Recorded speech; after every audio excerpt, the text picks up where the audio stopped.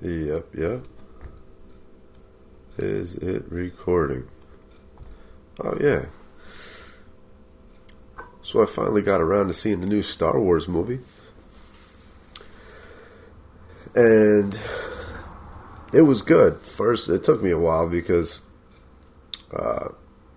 my weekend's been busy. I've been meaning to go see the movie in the theater. And plus, I had to refresh my memory on the original three. I saw the new three in the movie theater when they came out, but I haven't seen the original three, as my kitty wants to sit on my lap. I haven't seen the original three, oh my god, in 25 years. See, they used to play the original. Well, Star Wars was huge in the 80s, like just the whole entire decade. It was huge with the toys and everything else, and then it was rebooted. The late 90s, early 2000s, obviously. But yeah, it was just huge. It doesn't, matter, even though the last one was, 83, I think, Return of the Jedi? It was just as big in 88, 89. They were huge. But anyways, so I haven't seen them in a long time because, George Lucas turned into fucking Disney.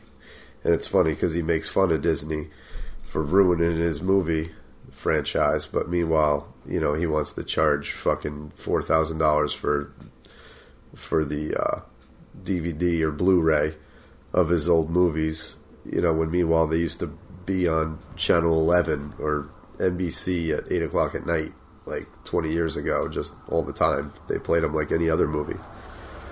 So anyways, a little bit of a tangent, but I had to get caught up on all the older movies. And I did, and then I watched it. And I'm not going to chronologically bring you through the cliff notes in the movie. I'm just going to start out with what I thought, stuck out to me first. Obviously, there's a big nostalgia trip in it, but, there was a lot of things I liked and a lot of things I didn't like. The first thing that sticks out to me, I got to say it, was Carrie Fisher, who plays Princess Leia. I know she had a rough life, but she got a deeper voice than fucking Kylo Ren. She's looking rough, too. I mean, she went from slave Leia to sounding like she throated every alien dick coming through Mos Eisley. Like, she couldn't even pick up a guy at the cantina now.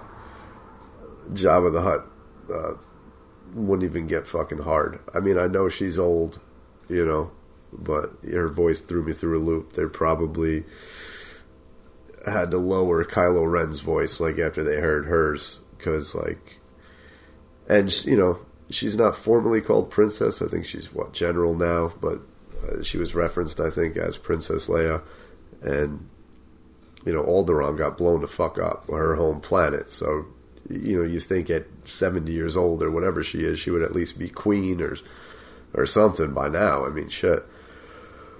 But, yeah, I mean, that was kind of disappointing. I'm glad she was in it, but I hear her talk and I just think, like, Death Star. Like, Death Star would be her phone sex operator name. Like, hey, this is Death Star. Like, she sounds like she ripped a 5-gram rock and just fucking held it in like a bong hit and then just started talking. And another disappointing thing, Luke Skywalker talking about him the whole movie, like basically the whole premise of the movie, like, where is this fucking dude? And he shows up at the end, like, to get his royalty check. It was pretty anticlimactic. Well, I won't say it's anticlimactic, but it was blue balls climatic, if that makes sense. Like Luke Skywalker is the Rick Rubin of Jedi trainers. Like, he's just been fucking chilling outside the box, letting everybody else do their thing, and then he just steps in at the end to claim credit for it. Another thing I didn't like, the Resistance fighter pilots, when they came into the scene, they look like cosplay YouTubers at Comic-Con, some of them, with one exception. The one head guy with the fucking diesel jawline, like, he is like a super jock, super douchey, like Goose from Top Gun, playing around in George Lucas's prop room or something. Like, there's just more charisma in the old Sega CD game, the Sewer Shark pilot. And then, of course, Kylo Ren, who, you know, I thought was badass, super cool. And then he took off his mask, and I was like, holy shit, that's JP from Grandma's Boy. You cannot see me. And that kind of ruined it for me. Another thing I didn't like, you know, I'm great. Harrison Ford reprised his role as Han Solo, but, like, he's just too fucking old, like, way too geriatric. Like,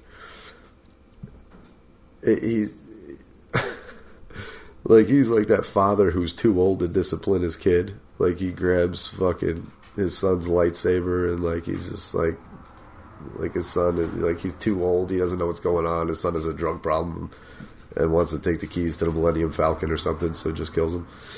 And disappear for 3 days and come back. But no, that really pissed me off, though, that they killed off Han Solo like that soon in the series. I mean, I know they're developing a plot line, which is pretty cool. What's up, Misha? That's my husky. And but I don't know. They could have left it open-ended, like they just tossed him off the railing, and then, you know, his old ass, like Indiana Jones, onto a fucking rope. Like, you don't know he died, or you don't know if he did or not, but I guess it had to happen because, you know, Han Solo had to retire. He's been collecting Social Security for 20 years, and he's still a smuggler. He's still a pirate somehow. And still owes people money, you know? He's like that uncle everybody has. You know, but it was definitely cool to see him. It definitely was a nostalgia trip. Let's see, Finn. He's cool. You know, he reminds me of, like, Boys from the Hood. Like, he's just not about that life, and he's trying to run away from it, but, you know, he's going to get fucking smoked at the end. But it was still cool. It gives some, it gives a human aspect to the stormtroopers, which I liked. Rey, she's cool. She's the chick who fucking took the Millennium Falcon and had, like, the coolest chase scene in any Star Wars film. I thought that was awesome.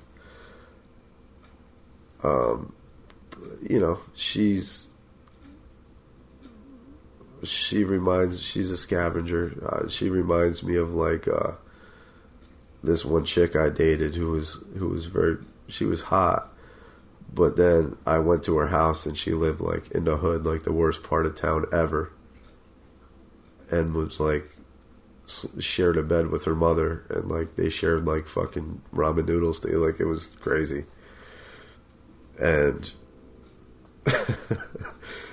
and then, like, I don't know, just that tomboy chick who can, like, drive stick better than you, or whatever.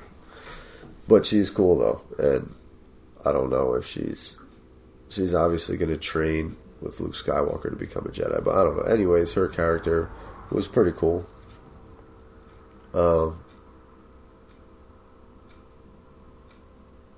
Yeah, I mean, I know I talked about the negatives, but those are the ones that stuck out. Another negative for me, like, these guys are these bad guys, like Darth Vader. Well, he went to the light, so I don't know why Kylo Ren is, you know, idolizing him.